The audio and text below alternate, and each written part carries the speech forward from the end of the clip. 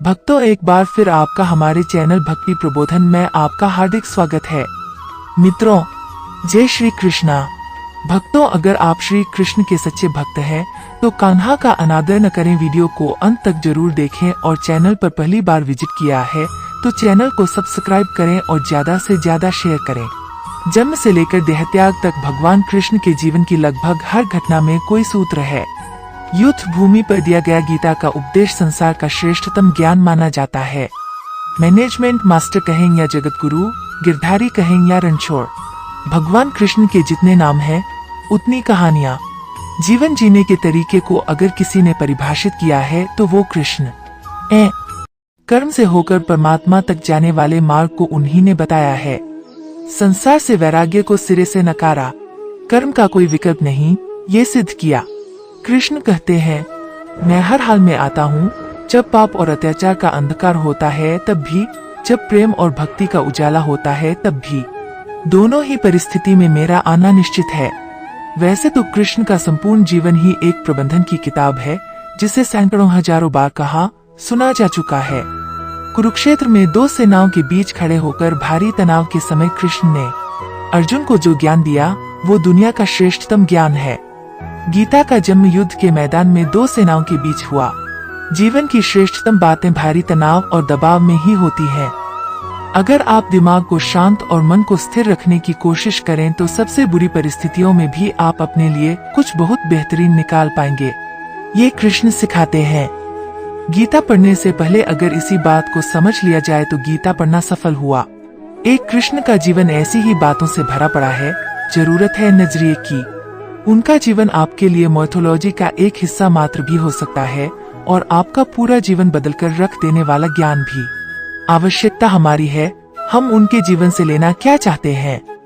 कृष्ण मात्र कथाओं में पढ़ा या सुना जाने वाला पात्र नहीं है, वो चरित्र और व्यवहार में उतारे जाने वाले देवता हैं। कृष्ण से सीखें कैसे जीवन को श्रेष्ठ बनाया जाए। 10 बातें हैं जो अगर व्यवहार में उतार ली तो सफलता निश्चित मिलेगी। 2 कारागृह में जन्मे कृष्ण।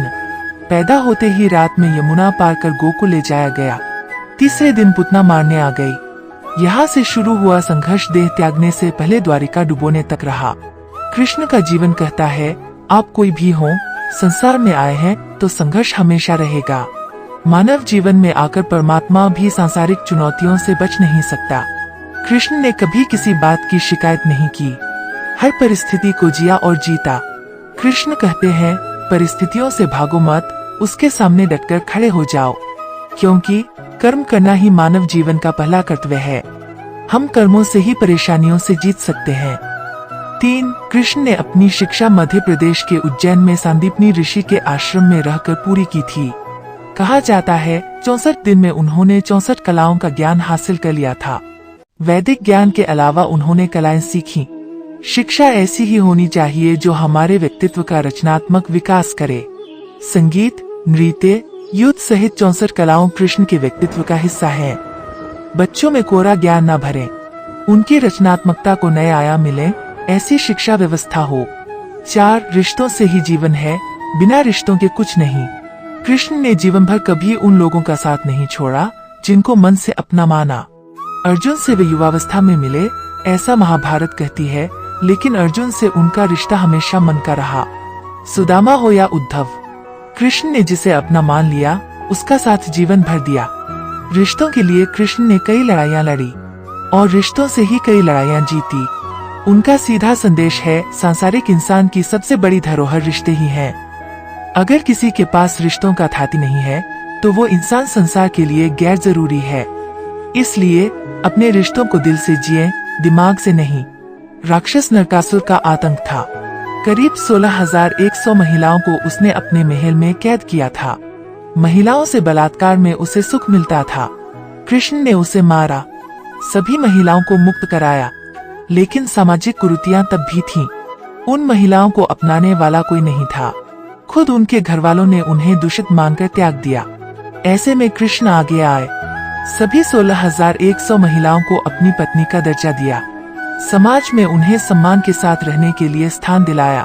कृष्ण ने हमेशा नारी को शक्ति बताया, उसके सम्मान के लिए तत्पर रहे। पूरी महाभारत नारी के सम्मान के लिए ही लड़ी गई। आप कृष्ण भक्त हैं तो अपने आसपास की महिलाओं का पूरा सम्मान करें। कृष्ण की कृपा पाने का ये सरलतम मार्ग है। कम ही लोग जानते हैं कि जिस दुर्योधन के खिलाफ कृष्ण ने आजीवन पांडवों का साथ दिया, उसकी मौत का कारण भी कृष्ण की कूटनीति बनी। वो ही दुर्योधन रिश्ते में कृष्ण का समधी भी था। कृष्ण के पुत्र सांब ने दुर्योधन की बेटी लक्ष्मणा का अपहरण करके उससे विवाह किया था, क्योंकि लक्ष्मणा सांब से विवाह करना चाहती थी, लेकिन दुर्योधन खिलाफ था। सांब को कौरवों ने बंदी भी बनाया था। तब कृष्ण ने दुर्योधन को समझाया था कि हमारे मतभेद अपनी जगह है, लेकिन हमारे विचार हमारे बच्चों के भविष्य में बाधा नहीं बनने चाहिए।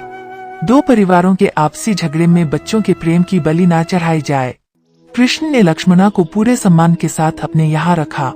दुर्योधन से उनका मतभेद हमेशा रहा, लेकिन उन्होंने उसका प्रभाव कभी लक्ष्मणा और सांब की गृहस्थी पर नहीं पड़ने दिया। कृष्ण ने महाभारत युद्ध के पहले शांति से समझौता करने के लिए पांडवों और कौरवों के बीच मध्यस्थता की। हालांकि दोनों ही पक्ष युद्ध लड़ने के लिए आतुर थे, लेकिन कृष्ण ने हमेशा चाहा कि कैसे भी युद्ध टल जाए। झगड़ों से कभी समस्याओं का समाधान नहीं होता है। शांति के मार्ग पर चलकर ही हम समाज का रचनात्मक विकास कर सकते हैं। कृष्ण ने समाज की शांति से मन की शांति तक दुनिया को ये समझाया कि कोई भी परेशानी तब तक मिट नहीं सकती जब तक वहाँ शांति ना हो, फिर चाहे वो समाज हो या हमारा खुद का मन। शांति से ही सुख मिल सकता है, साधनों से नहीं। 8 हमेशा दूरगामी परिणाम सोचे। महाभारत में युद्ध की घटना के बाद पांडवों को वनवास हो गया। कृष्ण ने अर्जुन को समझाया कि ये समय भविष्य के लिए तैयारी करने का है। महादेव शिव, देवराज इंद्र और दुर्गा की तपस्या करने को कहा। कृष्ण जानते थे कि दुर्योधन को कितना भी समझाया जाए, वो पांडवों को कभी उनका राज्य नहीं लौटाएगा। तब शक्ति और सामर्थ्य की जरूरत होगी। कर्ण के कुंडल कवच पांडवों की जीत में आड़े आएंगे, ये भी वे जानते थे। उन्होंने हर चीज पर बहुत दूरगामी सोच रखी। कोई भी फैसला तात्कालिक आवेश में नहीं लिया। हर चीज के लिए आने वाली पीढ़ियों तक का सोचा। यही सोच समाज का निर्माण करती है। 9 हर परिस्थिति में मन शांत और दिमाग स्थिर रहे। पांडवों के राजस्व यज्ञ में शिशुपाल कृष्ण को अपशब्द कहता रहा। छोटा भाई था लेकिन मर्यादाएं तोड़ दी। पूरी सभा चकित थी, कुछ क्रोधित भी थे, लेकिन कृष्ण शांत थे, मुस्कुरा रहे थे। शांति दूत बनकर गए तो दुर्योधन ने अपमान किया। कृष्ण शांत रहे। अगर हमारा दिमाग स्थिर है, मन शांत है, तभी हम कोई सही निर्णय ले पाएंगे। आवेश में हमेशा हादसे होते हैं, ये कृष्ण सिखाते हैं। विपरीत परिस्थितियों में भी कभी विचलित नहीं होने का गुण कृष्ण से बेहतर कोई नहीं जानता।